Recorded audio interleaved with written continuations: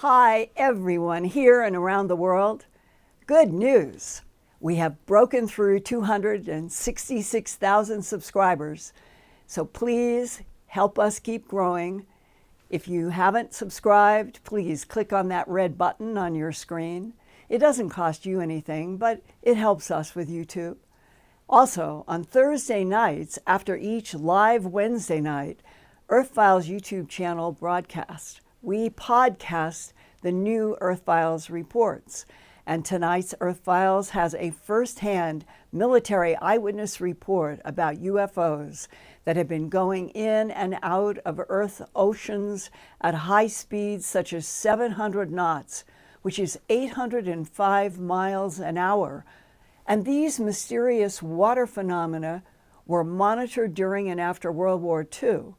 The Navy calls the fast-moving underwater craft, quote, unidentified submerged objects, or USOs, close quote. The eyewitness tonight even saw a USO craft burst out of the Arctic Ocean at high speed without any water dripping from the alien craft. The physics of that has haunted him ever since.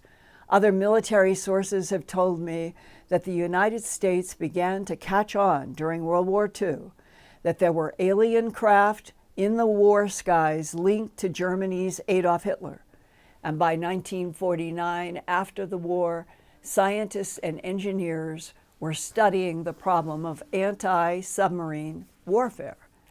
And that led to building a chain of underwater hydrophone arrays linked by cable located around the western Atlantic Ocean. Eventually, those underwater hydrophone arrays would evolve to the American government's SOSUS, an acronym for Sound Surveillance System. SOSUS then evolved to SURTASS, the Surveillance Towed Array Sensor System shown here in this May 25th, 1987 ship photograph. SURTASS enables the U.S. Navy to detect quiet nuclear and diesel-powered submarines and to report real-time surveillance information on potential underwater enemies to U.S. Navy commanders. Recently, a man who served in SURTASS contacted me in Proton Mail, who I will call John Smith. Quote, I am a 17-year U.S. Navy veteran, plus time, with Hughes Technical Services and Booz Allen. I was an OTA Analyst, which is Other Transaction Authority for prototype research, and a shipboard analyst with the SURTASS program. I was in the top 1% of my field and have some very interesting information concerning underwater USOs, the unidentified submerged objects, that we encountered in the SOSUS sound surveillance system to detect submarines and later in SURTASS, close quote.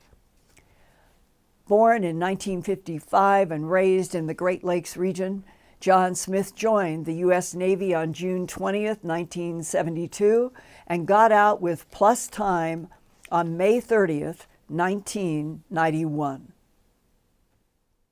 Can you take me to whatever is the most dramatic encounter information that you have had in your career in the Navy about unidentified submerged objects and the relationship of USOs to UFO, UAP, and all things in the sky? I started tracking things doing over 100 knots up to 700 knots. I knew that was not a diesel submarine. And how did you come to find out what it really was? As the SURTASS leading petty officer, I got read into it. These things were amazing what they could do. They would just pop into the water, and you would see it maybe doing 50, 60 knots. I've seen them go as slow as almost a hover in the water and then speed up. I think the fastest one I actually saw myself was about 700 knots. Did you ever have anybody say to you that the Navy and or CIA, NSA, DIA, Geospatial had direct evidence that these objects were in the extraterrestrial technology category? No, not while I was in the Navy. You couldn't get an officer to put that out of their mouth. But civilians doing the same thing, it was totally different. Okay, you left the military, Navy, you went into the civilian world, and you are still dealing with the same unidentified submerged objects? Yes, technical services offered me a job and pay that I couldn't refuse.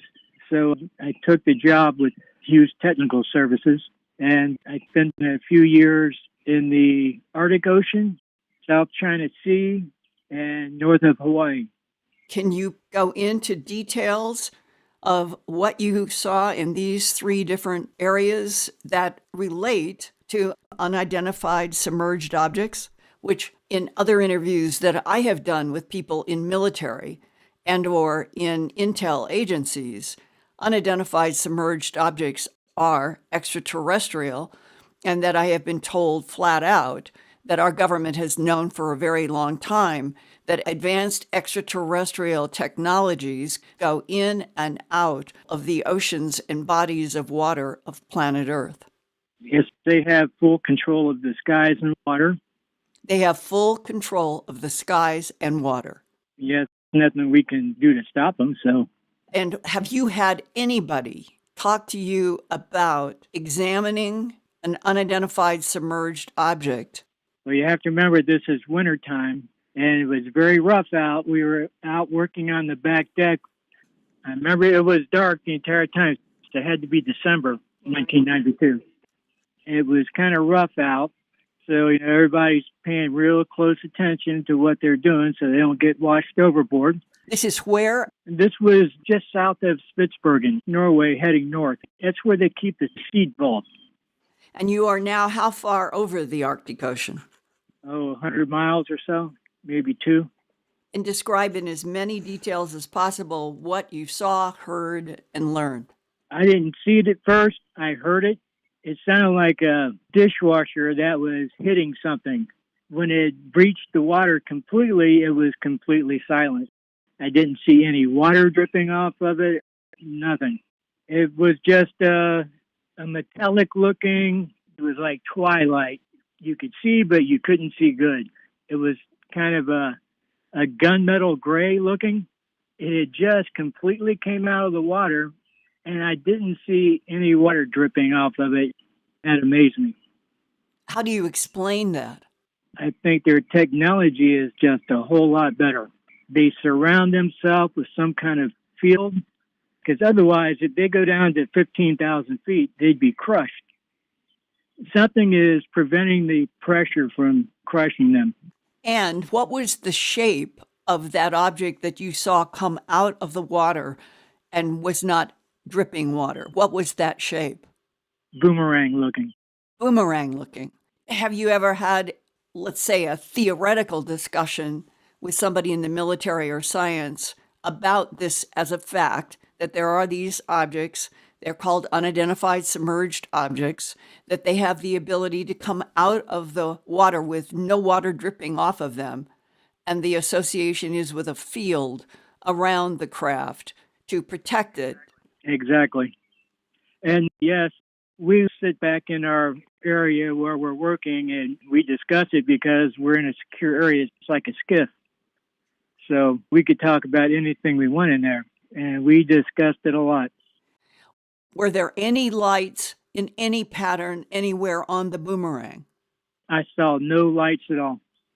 And were you seeing then this Boomerang object just from the reflection of the fading sun in the Arctic? Exactly. You could see it. I had a clear shot of it. It wasn't that far away, maybe a mile. And did it appear to be silver? Kind of a gray, almost like a Navy ship gray.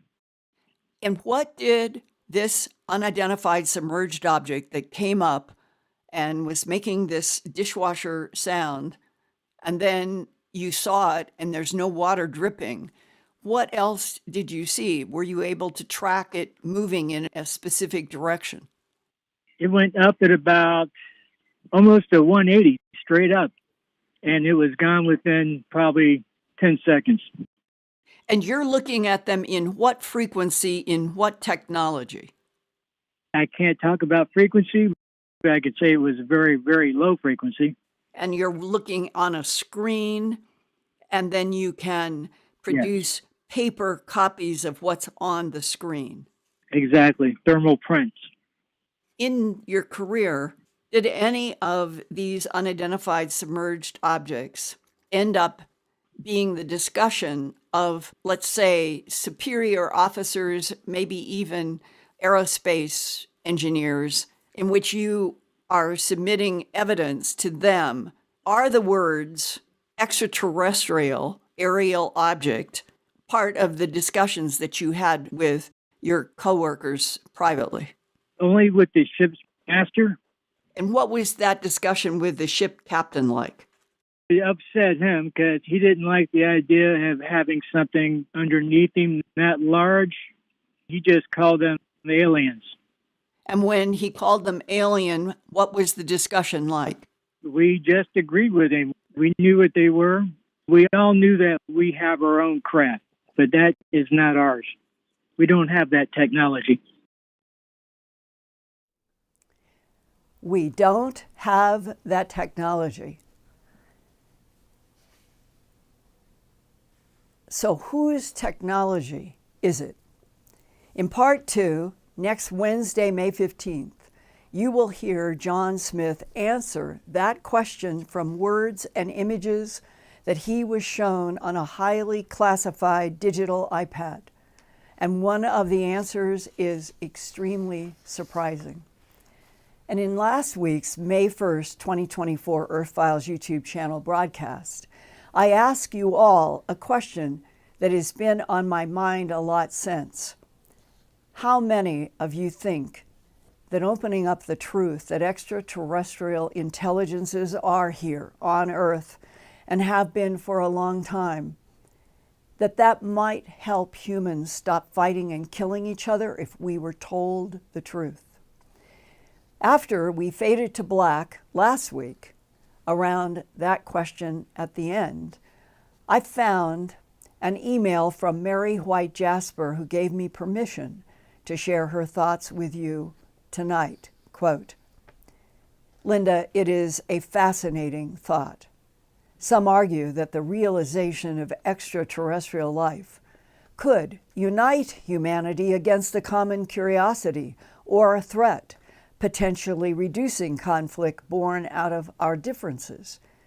However, others believe that it might spark new tensions or fears, and ultimately it's hard to predict how such a revelation would impact human behavior toward war.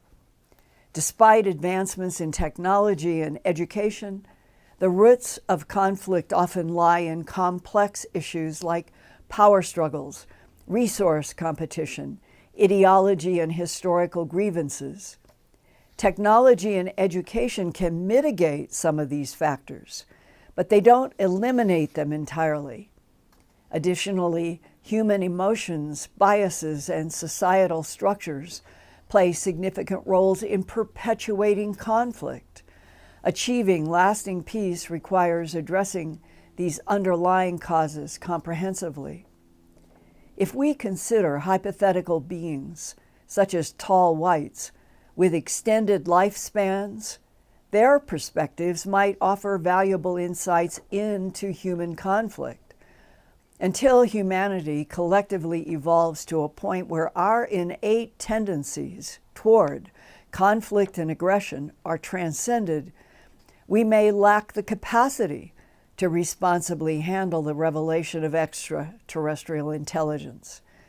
Our current state of development might not allow us to harness such knowledge for constructive and peaceful purposes. Sincerely, Mary White Jasper. And I thank you, Mary, and all that have replied. And I want to say hello with enthusiasm to Ian Holling in England, who's standing by with your feedback and questions and comments from tonight's chat. And Ian, welcome. It is I don't think people realize that you stay up into the wee hours of the night to do weekly Earthfiles, which is so appreciated. I want to thank you as we go into now about what are people's reactions to the John Smith interview, and the fact that more and more is coming out that is recognizing. I'm hearing more and more pieces, and that's what it is, pieces of information, pieces of evidence that these SOSUS, that we'll call it the spaceships that have gone into the waters and then come out without dripping water. They have been a fascinating subject for a very long time on this planet. And I wonder one thing tonight, Ian, it would be very interesting to know if there are Navy, Marines, Army, Air Force, are there people in our audience tonight who may have themselves served, and that they may have their own insights tonight? If there is, I would love to hear from you. But I'm transitioning to dear Ian. Hi, Linda. Yes, it's great to be here tonight, and it is late here in the UK. It's 2:47. 2:47. But it's good to be here with everybody else. Yeah. Okay. Well, here we go. You asked the question in the introduction to this episode, part 1. How do UFOs burst out of ocean waters completely dry? Paladin 2004 says it's called the sessile effect. Sessile effect. Same thing that prevents craft from burning near the sun. Tracy Murray, I think she's in Scotland and probably staying up late as well, says, I would think it's some kind of skin, but in saying that, we really don't know, as their tech is so advanced compared with ours. Anyway, she says she's this is a favourite time of her week, so looking forward to an answer from that one. Well, the word skin, I first heard that in 2014 from a physicist who worked at Area 51, S4, handled the bismuth, magnesium, zinc, and the aluminum, iridium skins. He is the one who educated me first about the bismuth, magnesium, zinc, because he had heard me with Art Bell on Coast to Coast AM. And ever since, being able to talk with him in depth several times in 2014 and a couple of years beyond, I have, it's been impressed on me that we're dealing with technologies in which the subatomic level is incorporated. That skins can have different properties, that what we are dealing with in extraterrestrial technology is far advanced from what we're able to do. And Brad and I, who have been sneezing all day, I'm having to take coffee to keep going. Sorry, thank you.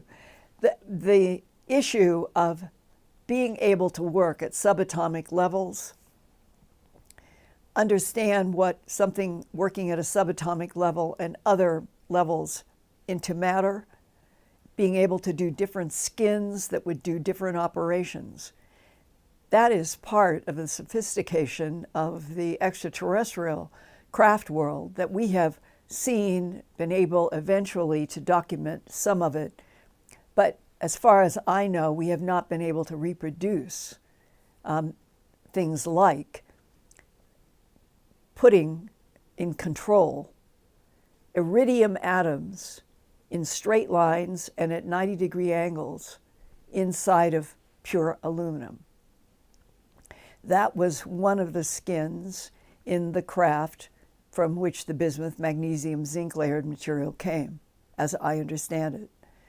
And that the aluminum and iridium was on the outside skin, and the bismuth, magnesium, zinc was on the inside, and the two paralleling are what gave the other intelligences constructing, building, using that craft, that it is a very, very difficult physics, and that I know up until 2018 that there was no lab that was able to go down to the level of iridium atoms and then manipulate them subatomically.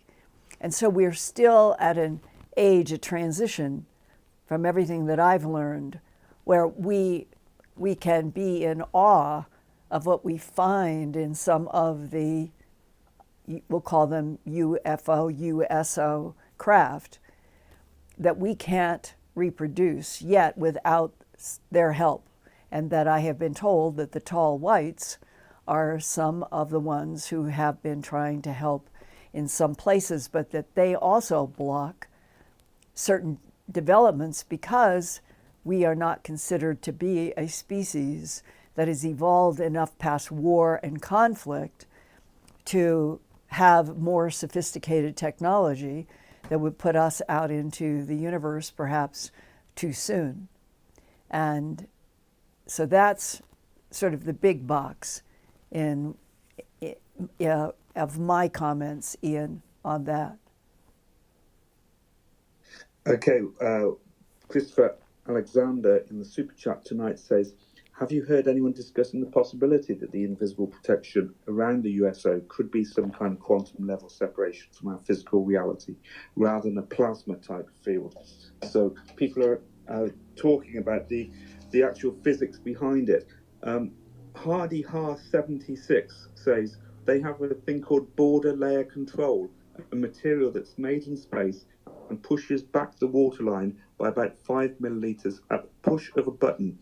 I think they mean 5 millimeters, but that's the bubble that they all sit in.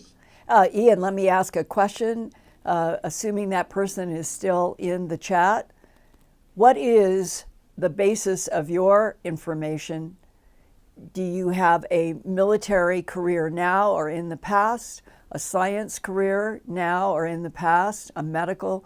I would like very much to know the context for some of the comments when you all are saying that you have information about something subatomic or physics of craft. Why would you have that information? That's what I would really like to know. And it can come to me through proton mail or hard physical mail too. Ian works very hard and extremely well at trying to get to me the emails and the messages that come after each show. And sometimes there's so many, there can be hundreds and hundreds of emails that it's hard to get through it all. So if you have firsthand information that you would like to get to me and that you haven't heard from me, it could be that it's because that there's an overwhelming amount of emails, and then communicate with, I guess, Ian, you prefer to go through Earthfiles as well, correct? Yeah, they can email you at earthfiles@earthfiles.com and also CC me in at ian@earthfiles.com, and then you'll get our attention, and we'll look out for your comments or questions or experiences that you want to share. But we all need to have more and more information from people who actually are working now or have worked with, whether it's tall whites or Nordics or grays, inside the government system, because as far as I know, that has been the truth, that there have been collaborations with at least those particular non-humans, going all the way back to World War II and William Mills Tompkins' book about his working with blonde-haired, blue-eyed, white-skinned, quote, secretaries in work that he was doing for our government, but that he learned or was told that some of them were ETs from another, I think from Aldebaran, that solar system. And people who say, oh, that must be nonsense. No, William Mills Tompkins was a brilliant mind who worked with our government as a young man with a genius, and he came to be read in to some of the information about post-World War II, and that the blonde, blue-eyed Nordics were a representation of some ETs that were trying to work and collaborate on this planet. And what we need more and more are people who have firsthand knowledge that are still alive to get in touch with me. I would love to do more interviews like I did with the 5 hours, talking to William Mills Tompkins about everything that he learned from a young man to much older, working with a variety of programs, which did include a lot of knowledge about our first going to the moon with Neil Armstrong. And he talks about a tremendous amount of detail that he learned concerning the moon program and the fact that non-humans were watching and observing. And that's in my Earthfiles.com, my huge website that has hundreds, literally hundreds of reports that I have done since 1990s. And one of them is extremely long, from that 5-hour interview with William Mills Tompkins. And it would be, I think, fascinating to a lot of you to do a search at earthfiles.com just for William Mills Tompkins. And Ian, I know that you're familiar with that work as well, and that it is perhaps one of the few really honest voices before he passed on to another dimension. I absolutely am familiar with that work, and that brings back an experience that I had when I was playing your original interviews with William Mills Tompkins in a little outbuilding on the edge of the property that I live on. And I had a black helicopter, well, a dark-coloured helicopter that suddenly arose from an area I didn't think they could even fit a helicopter in, with the door slid back. And I thought, what's going on here? Is somebody listening into me, listening into Linda, playing this important information? It was so strange that Sunday morning. But I've got to move on now to another comment from Matthew Carter 4508 says, how about why the USOs will be under the water in the first place? And he draws attention to the suspicion that maybe the ETs are using the... We've lost you, but... only 25%, I believe, has been... I don't know. Been mapped. Can you still hear me, Linda? Okay, it dropped out. If you can repeat whatever the percentages were. We'll get Brad to cut... Oh, Brad's going to call back. I think that the water... Yeah, Brad can call me back. All right. Should I go ahead and... Because I have some important information to add here. Some of you have heard me describe what I think is the single most important meeting that I personally have ever had as a journalist and a reporter, going back to December of 1999, about UFOs, extraterrestrials, the length of time that our government knows that non-humans have interacted with this planet, genetic manipulation, all of it, in the 7-hour meeting that I had in December of 1999. And the source for most of the information was a man retiring from the Defense Intelligence Agency after 23 years. December 1999, he had been in for 23 years. And he explained that his role, title, and work was monitoring and analyzing the conflict of 3 competing extraterrestrial civilizations who have been using this planet in a variety of ways for, this is the number he gave me that night, 270 million years. In the last 4 years, the aerospace source corrected it and said, Linda, I've heard you say that the DIA analysts talked about the role of ETs here from 270 million years. He said the number that we use in projects that I worked on in aerospace was 278 million years. And the reason, I've always said, what was it? What is tied to that period of time? Today, it is still supposed to be highly sensitive. But it went on in evolutionary information about where did 3 competing extraterrestrial civilizations on this planet, in this solar system, where were they to have been evolving and working on genetic manipulation of surface life, which included us? And the answer that the DIA analyst gave me that day into night of December of 1999 was the Nordics, the blonde, blue-eyed, white-skinned who look like Scandinavians on Earth now. They like to go down below the basins of the oceans and the seas.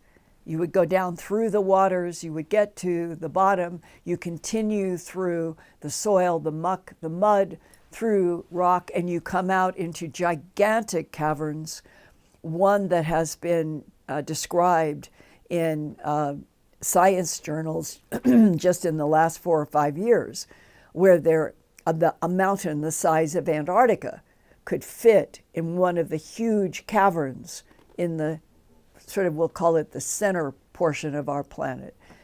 And that these are areas that the Nordics have gone into for all of these millions of years.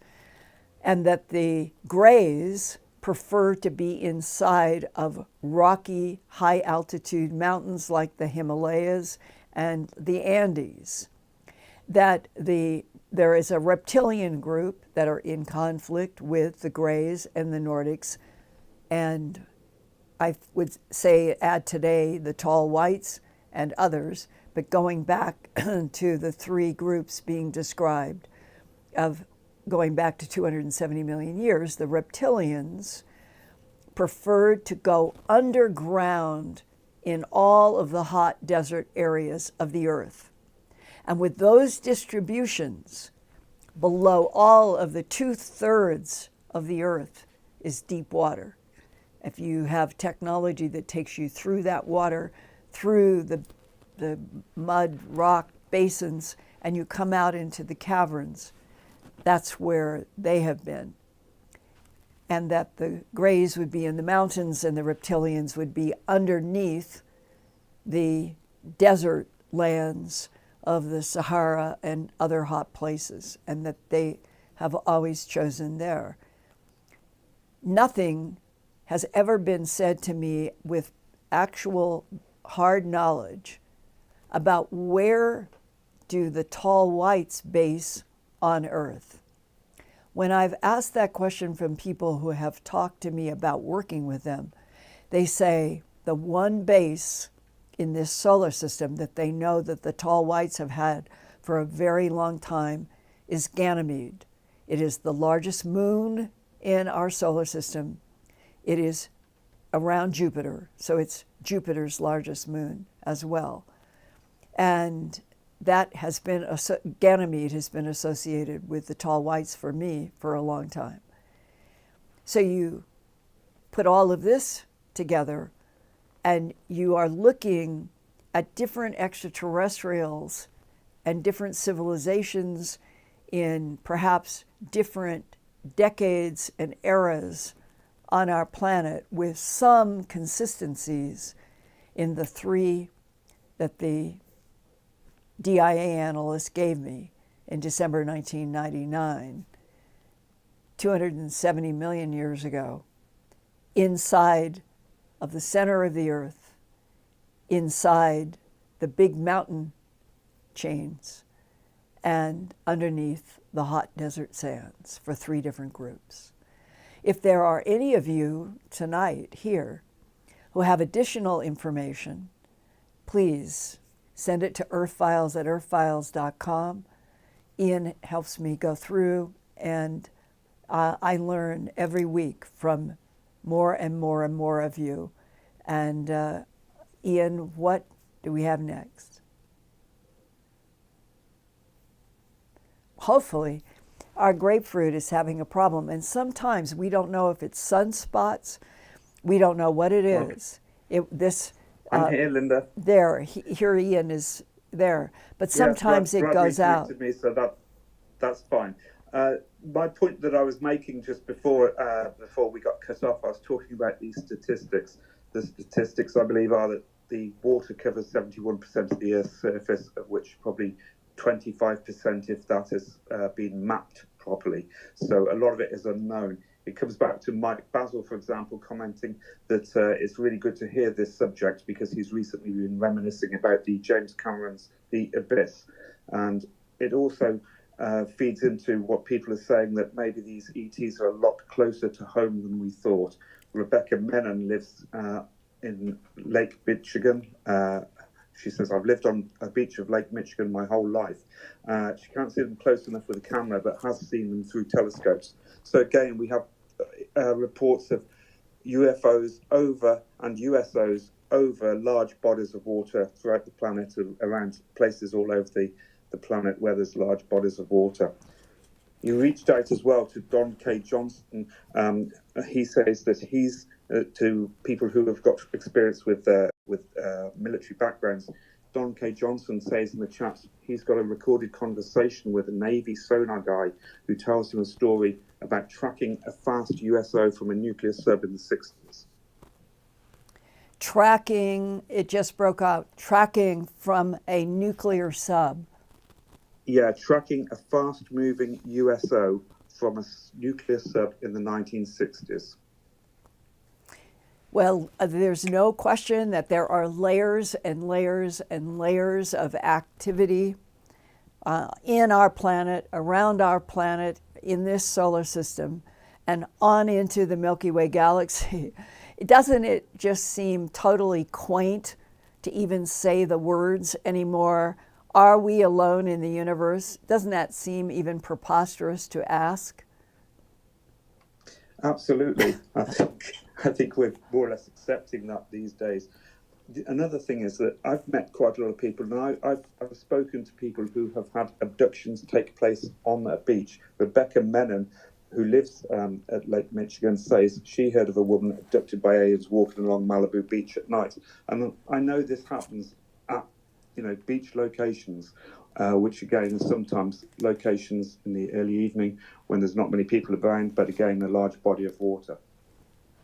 Yeah, and what a lot of us humans, the idea that extraterrestrials would be very sophisticated with the different types of surfaces and water and all of it, and that water probably serves as a wonderful cover or division in a planet where you can go in and out, as I began today, and Lou Elizondo talked about this and stressed this, that we're talking about a technology that can come from outer space, whether it's coming from a solar system next door or coming from Ganymede or wherever, and can come into the upper atmosphere, come through the atmosphere, and go right into water, and then go right into land and never stop and do it all at a tremendous speed. That is part of the technology. That's right. They demonstrate technology that we don't have, or that at least it's not readily available to us, and that's acknowledged by many people, including the military as well.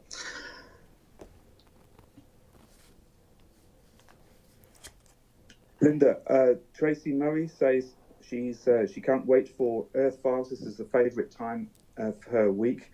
She says you're an absolute legend, and that segues nicely to the Contact in the Desert appearance, where you're actually going to be on the Legends panel with the other great legends of ufology, including Whitley Strieber, Travis Walton, Richard Dolan.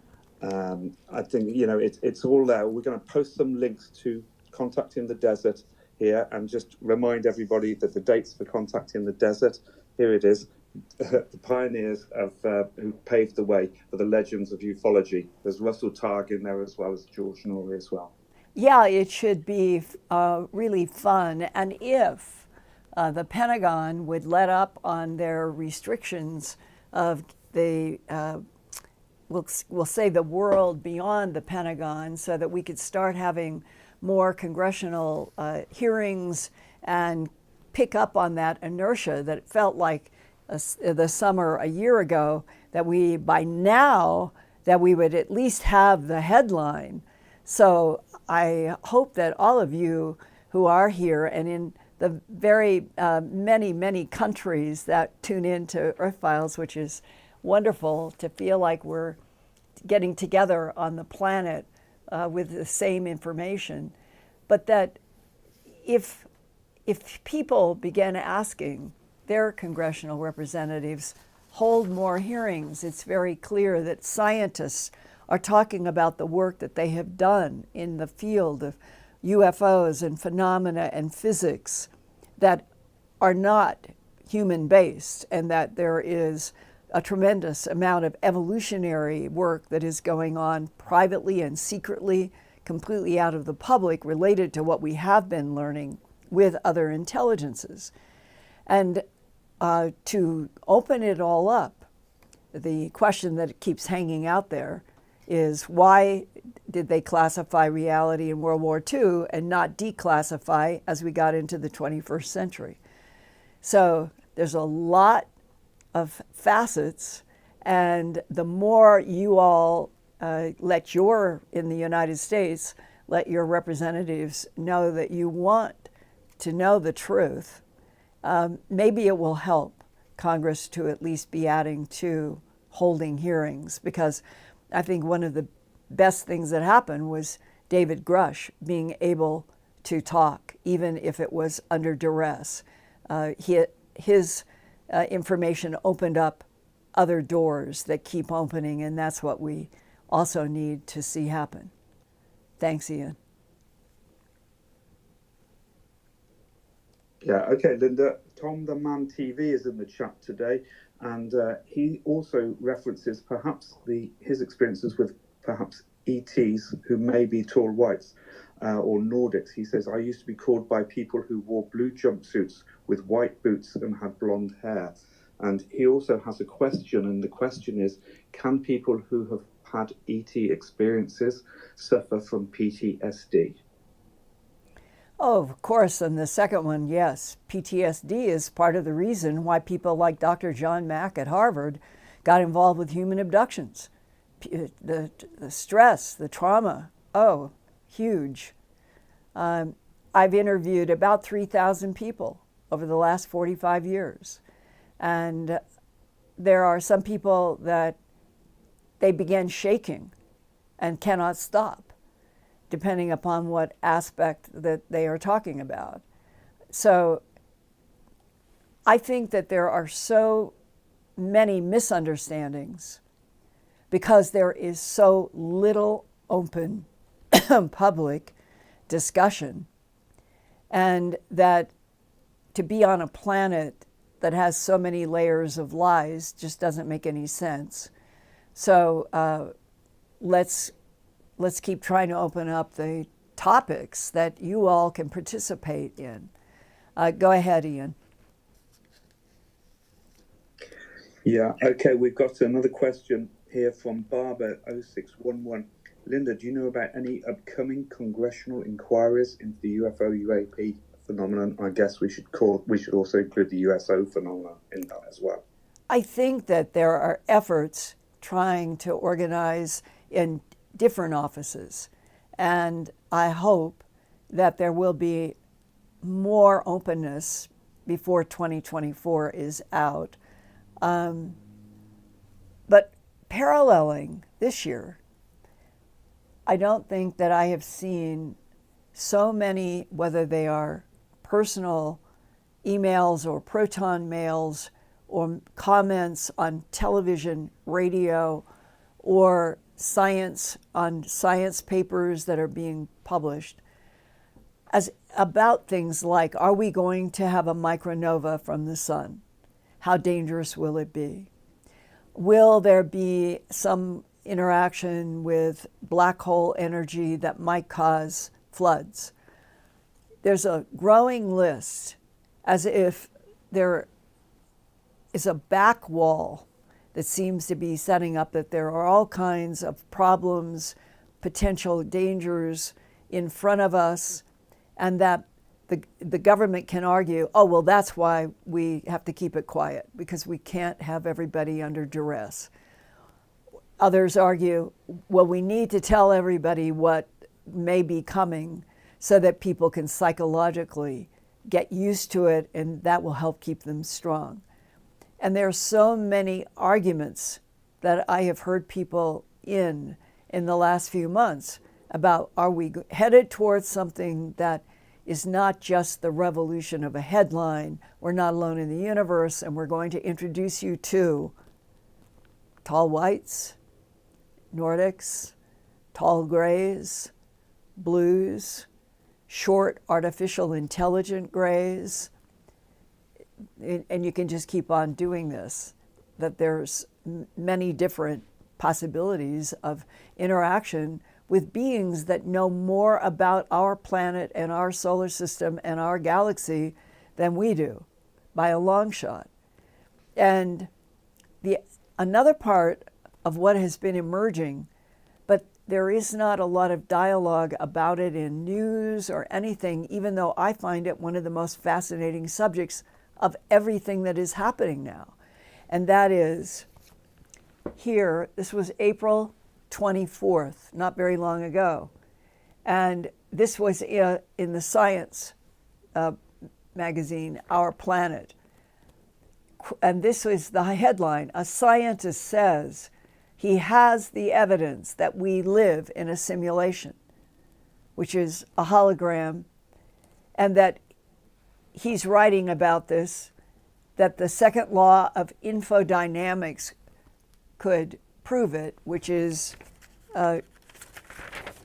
his making almost a slight joke in the various laws of different dynamics. And he says in this is Professor Vopson. I did not know of him before this article just came out. He is Professor Melvin Vopson, V-O-P as in Paul, S as in Sam, O-N, and he is at the University of Portsmouth. And what I like about this, and I'm going to try to see if I can do an interview and do both Earthfiles YouTube channel and more at Earthfiles. The issue of are we in a holographic universe has been kicking around since 1991, at least publicly, when Michael Talbot wrote Our Holographic Universe. And Bud Hopkins then, when the book came out, told me that Michael Talbot was one of his abductees. And Bud and I had a discussion about that on an airline for a couple of hours, where he was going through about what Michael Talbot was exchanging from what he was learning with beings that he was having abductions with, and was in the book Our Holographic Universe. And the question then that Bud and I had a fun time talking about was, well, my God, if we are in a holographic universe, where is the projection? What is the energy? What is the physical transmission of the light? Because a hologram, by definition, is a projection of light into a three-dimensional form or other. And ever since that book, Our Holographic Universe, and up to today with news like this, which becomes exciting because it means that this would be science that would reinforce what Michael Talbot, as an abductee, wrote about and had published back in 91 or 92. And then, to me, it becomes even more fascinating to talk with more physicists about, well, how would this work? How would we, and 3 trillion stars in this universe, how did it happen that we're in a hologram? who is projecting the ever-evolving hologram of this universe and the matter world with its laws that we have. I just find this like my mind is on fire, and I want to know more, not less. I want to understand this. Is this universe, which was suggested by a person that I interviewed years ago, is this entire universe a university? And the university would be teaching the soul how to interact with a certain matter universe. And that out of all of this that goes on for millions of years, there is an end goal in trying to get stronger souls, because in this particular projected universe, the opposing forces are strong, that we would call dark and light. And we've all talked about this before, but it's beginning to be, it feels like it's more present that in discussions with people, and that abductees themselves, when you talk with them now today that are somehow being taken out of their bedroom or wherever, that they are returning also with a feeling that something huge is on the line in all of this, and that we on Earth, we are looking at a little lens, other parts of the universe, so different.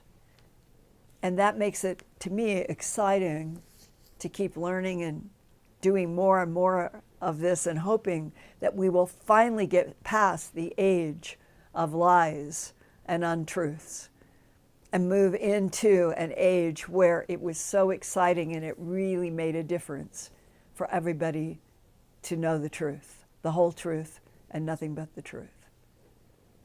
And on that score, I wonder, Ian, if is there in our Earthfiles YouTube audience tonight, is there a person or persons who have ever and are in the abduction syndrome, who have ever had a vivid dream or a being in front of them in which the information that was coming into this part of their brain, whether it was by movies or symbols, that seemed to be trying to teach about how the universe that we are in is truly being projected with rules that apply to holograms. It would be fascinating to compare any of you who might, like if there were three, would the three experiences, the three download of information, would they be same or different? Go ahead, Ian. Yeah, it reminds me of the Jerry Wills's experiences as well. But yes, we would like to hear from anybody got any experience or any experiences that relate to being told about the simulation theory or the simulation universe or anything else. Please contact us at Earthfiles. Yeah, and Ian, at earthfiles.com. it may be that a lot. Yeah, Ian, it may be that a lot of people don't know who Jerry Wills is, and he is a fascinating person who his bride watched him at a rock door. It was not a real door; it was carved rock in Peru, and he disappeared into the rock. And he has talked to me at Earthfiles, and we did an interview here at the Earthfiles YouTube channel a year or so ago. And it was, to Jerry, it was so absolutely real that he somehow merged and went through that rock and then continued into this amazing trip in the universe to another place, another dimension he didn't really know, and then comes back with this firm information, as far as he's concerned, that those rock doors in Peru, there's one that he went through, and there are other cases like this, variations. he moved through the rock, that the subatomic particles in his body and those in the rock were somehow meshed together so that he could go through in matter form. That exact same description comes up in abduction cases of people in their bedroom who are somehow levitated out of the bed. They're levitated in the air. They come to a window, a wall, or a door, and they go right through even the ceiling. And almost always people say it felt like a million feathers tickling my skin. I've heard that so many times. What is that process of taking human biological matter through other subatomic and atomic and matter without any problem? It's exactly like what was said in the interview today, earlier, by John Smith, that it is the same kind of thing of how do these UFOs come out of the space, the sky, go down into the ocean, come out, and they seem to be somehow in a field that protects it from something else and allows the craft to do all of these mind-blowing things. All of it, all of us, the human level, the holographic level, the biological versus AI, all of it. It seems like it's just quickening constantly every day. I feel like I can't read enough. I can't stay up with enough news. It's exciting in spite of all of the war and conflict, which I hope will end. And I hope that in the future, if we all are seeing a peaceful world in which we finally have been told the truth and we are actually collaborating with and working with beings who know so much more than we do, and that nothing is frightening and nothing is dangerous, that it is all exciting, provoking us to be better souls, better people, and better stewards of dear planet Earth. What happens if we lost Earth? And in that note, I would like to agape hug everybody here tonight. Thank you for your support. Keep coming. There is so much more that I already have to report and unfold over the next several weeks.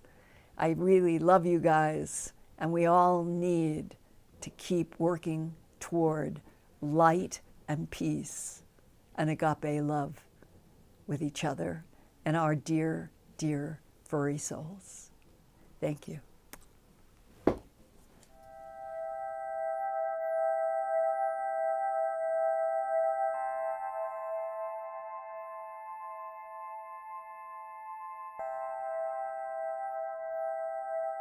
Turn on closed captions for YouTube videos by clicking the white CC button on the lower right. The default language for Linda's videos is English. If you would like to see the captions in another language, click on the white settings button next to the CC button. Select Subtitles CC and then select Auto Translate. Select a language, and the captions will now appear in that language. Sort of gone through, and they will hold their heads. I never had a cat do that before. And they'll pull against the comb, helping me get out snarls. And I think it's the best they've ever been.